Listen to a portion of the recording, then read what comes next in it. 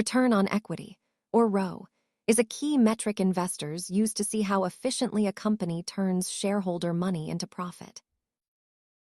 At its core, ROE measures the relationship between the money shareholders invested and the net income the business generates. To calculate it, you divide the company's net income by the total equity held by shareholders on the balance sheet. A higher ROE generally suggests that management is doing a better job of reinvesting earnings to create value for current owners.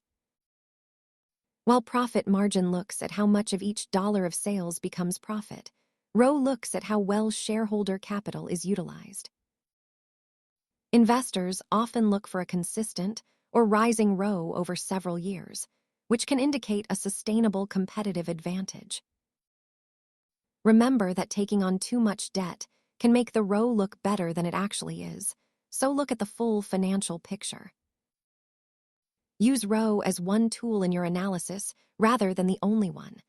Thanks for watching and feel free to subscribe for more.